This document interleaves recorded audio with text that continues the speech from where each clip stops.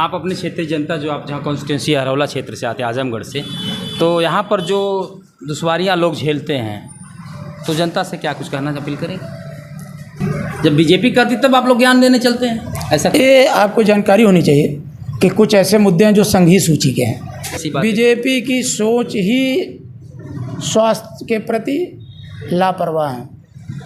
डॉक्टरों का क्या हाल? आपने बगल में अपने यहाँ बढ़िया हॉस्पिटल बनाया, यहाँ पर क्यों नहीं देखा?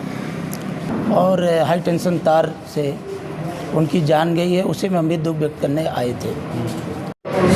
दोस्तों नमस्कार, मैं हूं ब्रिजेंद्र यादव, आप देख रहे हैं राजनीति का सच।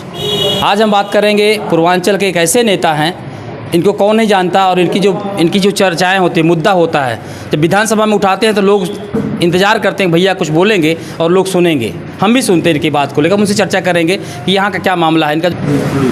भैया हमारे चैनल में आपका स्वागत है। बहुत धन्यवाद आपका।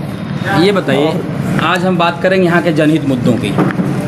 आपके यहाँ भी पिछले एक घटना घटी है, बहुत दुखद घटना घटी। एक लड़का था युवा, बिजली से करंट से चोट लगी मर गया। डॉक्टरों का क्या हाल? आपने बगल में अपने यहाँ बढ़िया हॉस्पिटल बनाया, यहाँ पर क्यों नहीं देखा? देखिए, ये सच है कि क्षेत्र के लोग भी दुखी हैं। हासापुर गांव में जो नौजवान खेत में काम करने जा रहे थे, घर की उम्मीद होता है नौजवान, और हाई टेंशन तार से उनकी जान गई है, उसे में हम भी दुख व्यक्त करने आए थे। और दुर्भाग्य है, गांव के लोग हमेशा उसी रास्ते से आते जाते थे, लेकिन इस तरह की जो घटना घटित हुई वो बहुत ही दुर्भाग्यपूर्ण है। जहाँ तक अस्पतालों का सवाल है, हम लोग लगातार इस बात के लिए प्रयास करते रहे, और जब पिछली समाजवादी पार्टी की सरकार थी तो हमने अतरौलिया में 200 शैय्या युक्त का संयुक्त जिले लेवल का अस्पताल बनाने का काम किया था, जिसमें विषय विशेषज्ञ डॉक्टर भी हैं, इमरजेंसी और सारी सेवाएं हैं। अभी पिछले विधानसभा में हमने उसको ट्रामा सेंटर में भी बनाने की बात की थी, और मशीन भी MRI की। लेकिन अरौला में जो समय पे डॉक्टर ना मिल पाए, उसको लेकर के लोगों को दुख है। हो सकता है समय पे डॉक्टर मिल गए होते। एक तरफ ब्रजेश पाठक जी लगातार शिकायत करते हैं, हमसे शिकायत करिए, हम कार्रवाई करेंगे। तो आप तो विधायक हैं, आपकी बात अगर यहाँ से ठीक है, जनता की नहीं हो पा रही, नहीं सुन पा रही, कम से कम एक ट्वीट तो कर देते आप इस मुद्दे को लेकर। हमारे यहाँ एक लड़का ऐसा हुआ और इमरजेंसी अगर सेवा मिल गई होती तो युवा की जान बच गई होती। उस बात को हमने प्रशासन से पहुँचाने का काम किया जी। जब प्रभुदीन जी जा कर के अस्पताल पे ज़मीन पे बैठ गए, धरने पे, जी बिल्कुल धरने पे बैठे, तो मैं लखनऊ में था, और तत्काल मैंने उच्च अधिकारियों से बात किया कि ये दुर्भाग्यपूर्ण है, और परिवार के लोगों को आप विश्वास में लीजिए, लोगों को लीजिए, क्योंकि उन्हें उम्मीद थी कि अगर डॉक्टर समय से मिल गया होता, तत्काल मिल गया होता, तो हो सकता है जान बचाई जा सकती थी, हो सकता है। और ये तो इस तरह की आपकी जो ना मिल पाना डॉक्टर का, कहीं ना कहीं ये लोगों के अंदर गुस्सा भी है, नाराज़गी भी है, और उचित प्लेटफार्म पर हमने उस बात को रखा है, और समय आने पर आप उसका परिणाम भी देखेंगे। मतलब कार्रवाई की होगी जी डॉक्टर के ऊपर। अब बार बार तो कहा जाता है कार्रवाई के लिए, लेकिन क्या सरकार को नहीं संज्ञान लेना चाहिए? सरकार है, जिलाधिकारी है, सीएम है। राष्ट्रीय अध्यक्ष जी ने एक बात कही थी कि उन्होंने सिर्फ बड़े बड़े अस्पताल में ही दौरा करते हैं, ब्रजेश पाठक जी जो स्वास्थ्य मंत्री हैं। बड़े क्या, बीजेपी की लखनऊ में दौरा करते, जहाँ उनको कुछ ऐसी बात। बीजेपी की सोच ही स्वास्थ्य के प्रति लापरवाह है। मैं तो प्राक्कलन समिति में भी हूँ विधानसभा के, और विधानसभा में मैंने बोला था कि आप मेडिकल कॉलेज बनाने की बात करते हैं, लेकिन आपका जौनपुर हो चाहे आजमगढ़ मेडिकल कॉलेज हो, जब वहाँ पे मरीज़ जाता है तो आप उसको रेफ़र कर देते हैं, क्योंकि वहाँ विषय विशेषज्ञ डॉक्टर नहीं है, किडनी का डिपार्टमेंट नहीं चल पा रहा, आपका हार्ट के डॉक्टर नहीं है, कैंसर के डॉक्टर नहीं है, तो आखिर आप मेडिकल कॉलेज तो बना रहे हैं, तो भवन बन जाने से वो जनता की सेवा नहीं कर पाएंगे। जब बनारस में 103 करोड़ का घोटाला उजागर हुआ है, वहाँ पर ट्रामा सेंटर में, BHU के ट्रामा सेंटर में। अब उस घोटाले पे, चूँकि बनारस प्रधानमंत्री का संसदीय क्षेत्र है, हमें आशा और उम्मीद है कि प्रधानमंत्री जी उस पर ध्यान देंगे, और जो इस तरह का घोटाला हुआ है उस पर कड़ी कार्रवाई करेंगे। जिस तरह से बीजेपी वहाँ चुप्पी साधी हुई है, हमें लगता है जैसे 103 रुपये का ही हुआ हो। हम लोग के लिए बहुत बड़ी रकम है, लेकिन उनके लिए 103 रुपये ही समझ में आता है, ऐसा लग रहा है हमें। कोई कुछ बोलने को तैयार नहीं है। बीजेपी जनहित के मुद्दे पर लगातार चुप रहती है। अभी आप जहाँ बैठे हैं, यहाँ से अतरौलिया जाना हो, यहाँ से आपको बूढ़नपुर जाना हो, सारे रोड समाजवादी पार्टी की सरकार में चौड़ीकरण शुद्धिकरण हुआ था करोड़ों रुपए की लागत से। आज हमारा कप्तानगंज से अरौला मार्ग जीर्ण शीर्ण और जर्जर अवस्था में हो गया। हमने ना जाने कितनी बार पिछली सरकार में आदरणीय केशव मौर्य जी के संज्ञान में लाया, मिल करके उनको पत्र दिया। विधानसभा में महामहिम से राज्यपाल के भाषण पे हमने उस बात को विधानसभा में उठाया, नियमों में लाया, और प्राक्कलन की बैठक में हमने खुद उनके प्रमुख सचिव के सामने भी कहा कि आप इसको बनाने का काम करिए।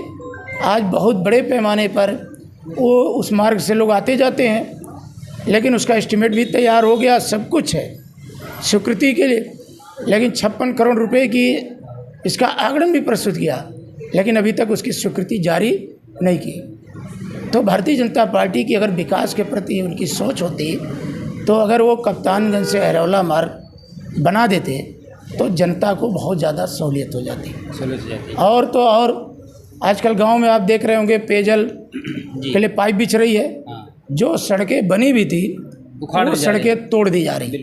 उस बात को बड़ी समस्या है, गंभीर समस्या है। वो गंभीर समस्या है, उसको विधानसभा में और कमेटी के सामने भी उठाया गया था। तो प्रमुख सचिव और विभागीय मंत्री ने जवाब दिया है कि जब तक वो रोड बन नहीं जाएगी तब तक हम उस कंपनी को भुगतान नहीं करेंगे। कई सारी कंपनियां छोटे छोटे जो उनके आउटसोर्सर टेंडर वाले थे, वो लोगों ने आधा काम किया और आधा छोड़ के चले भी गए हैं। बहुत सारी शिकायतें से आ रही हैं। दरअसल वो कंपनियां गुजरात की हैं, अगर आप उनका आकलन करेंगे बिल्कुल तो कंपनियां गुजरात की हैं और उनको कहीं ना कहीं सरकार का पूर्णतः संरक्षण प्राप्त है, इसलिए वो अनाप शनाप काम करते हैं। और अगर जनता उस पर कहीं कोई टीका टिप्पणी करती है तो जनता की वो गलत शिकायत करती है। तो बीजेपी विकास विरोधी है और बीजेपी की कोई स्वास्थ्य के प्रति नीति नहीं है। योगी जी, लेकिन स्वास्थ्य के प्रति क्या अगर देखा जाए तो उनको सांड से जो जिनकी मौत हो रही है, एक्सीडेंट हो रहा है कुत्तों से, जानवरों से, और एक्सीडेंट हो जाए सांडों से मारे, जो लोग मारे जाते किसान, इस मुद्दे पे बीजेपी नहीं बोलती कुछ। देखिए हमारे राष्ट्रीय अध्यक्ष जी तो बराबर इसको लेकर ट्वीट करते हैं, लिखते भी रहते हैं जी, लिखते भी रहते हैं जी। और आए दिन प्रूफ के तौर पर प्रस्तुत भी करते हैं कि अमुक जनपद में सांड ने हमला करके इनको मारा, उनको मारा। और एक विस्तृत रिपोर्ट भी हो, जब वो भाषण कर रहे थे अब की विधानसभा में, तो उन्होंने एक विस्तृत रिपोर्ट भी प्रस्तुत किया था और उसको टेबल भी किया था कि इतने लोगों को उत्तर प्रदेश में जान गई है। और तो और बिजनौर में वहाँ तो 14 से 15 लोगों की एक ही दिन में गुलदार जो जानवर है उसने हत्या कर दी। तो बीजेपी किसी भी जनहित के मुद्दे पर गंभीर नहीं है। एक सवाल है, अब थोड़ा सा राजनीतिक बात करेंगे आपसे हम। जिस तरह से घोसी में आप लोगों ने जीत पाई है, तो क्या जो इंडिया नाम का गठबंधन बना है उसको बीजेपी किस नज़रिए से देखेगी? क्या बढ़त पहली बार बढ़त है या कुछ और है? देखिए इस समय देश की जनता एक मजबूत विकल्प की तलाश में थी, चाहे वो नौजवान हो चाहे किसान हो, हर वर्ग के लोग थे। और उन्हें उम्मीद थी कि अगर एक ऐसा प्लेटफॉर्म बनता जहां पर हम सब लोग मिल करके भारतीय जनता पार्टी जो आज देश को खोखला कर रही है, जो देश के सारे संस्थानों को बेचने का काम कर रही है, इस पर हम नियंत्रण रखते। तो उस दिशा में जो सकारात्मक पहल हुई है, जिसमें हमारे नेता माननीय अखिलेश यादव जी हर मीटिंगों में, चाहे वो पटना की मीटिंग हो, बंगलौर की मीटिंग हो, अभी खुद बम्बई में आप देखे होंगे कि हर मीटिंग में वो गए भी और उन्होंने सकारात्मक दृष्टिकोण अपनाया भी। आज जिस तरह से उत्तर प्रदेश में घोसी का उपचुनाव हुआ, उस पर पूरे देश की नज़र थी और भारतीय जनता पार्टी ने पूरी ताकत लगाया था इस बात को लेकर के कि उसे साबित करना था कि उनकी सरकार को जनता की मोहर है। खुद मुख्यमंत्री आए, उनके दोनों डिप्टी सीएम आए, उनके सरकार के सारे कैबिनेट मिनिस्टर आए, लेकिन जनता ने उन्हें नकार दिया। और यहाँ तक कि जो खबरें हैं, और लोग गए भी, हम लोग सब भी, तो जो खबरें हैं हर जाति और वर्ग के लोगों ने अब की बार समाजवादी पार्टी को वोट देने का काम किया है, जिसके कारण बसपा ने अपना कैंडिडेट वहाँ नहीं उतारा था, तो इसका श्रेय आप लोग किसको देते हैं? बहन जी, ऐसा कुछ आप लोग समर्थन फिर से आने वाली है क्या? देखिए, उनके बारे में हम कोई टिप्पणी नहीं करेंगे, लेकिन उन्होंने देश को निराश किया, लोगों को निराश किया। आज वो भारतीय जनता पार्टी के इशारे पर ना जाने उनकी क्या मजबूरी है कि वो असल सवाल से वो मुँह छिपाने का काम करती है, इसलिए उन पे बहुत कुछ कहना उचित नहीं समझते हैं। चंद्रशेखर आज़ाद एक ऐसे युवा नेता के तौर पर उभर रहे हैं, आप लोग, भला उन्होंने कहा हमने अखिलेश भैया का समर्थन देते हैं, आप लोग कैसे उनको एक्सेप्ट करते हैं उनकी चीज़ों को? इस तरह से पूरे देश भर घूम के रैली करते, बड़ी बड़ी रैलियाँ होती हैं जहाँ शोषित वंचित पीड़ितों की आवाज़ दबाई जाती है, खुल कर लड़ रहे हैं, क्या कहेंगे उनके ऊपर आप लोग? क्या अपनी पार्टी से कैसे देखते हैं? देखिए, उत्तर प्रदेश की मुख्य विपक्षी पार्टी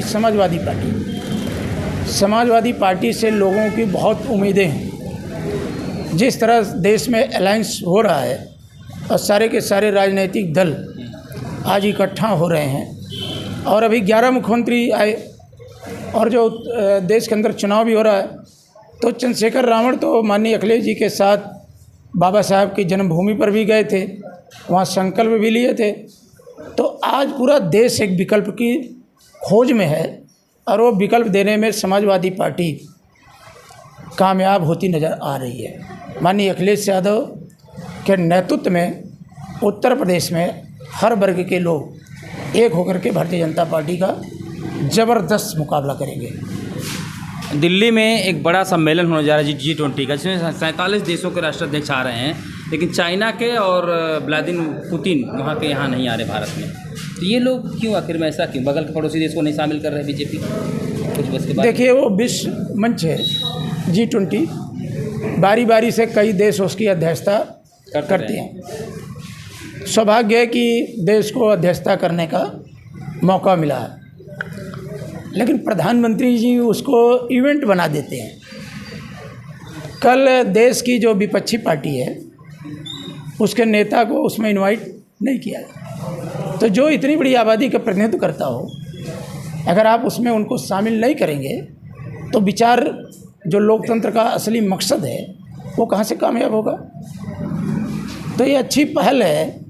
भारत एक अपार संभावनाओं का देश है, भारत एक बड़ी आबादी का देश है, भारत विविधता में एकता लिए खड़ा है जो दुनिया में एक आश्चर्य की नज़र से देखा जाता है। हमारी बोलियां भी अलग हैं, हमारी भाषा भी अलग है, हमारे जो रहन सहन भी वो अलग अलग हैं, लेकिन इसके बाद भी हम एक होकर के आज मजबूती के साथ आगे बढ़ रहे हैं।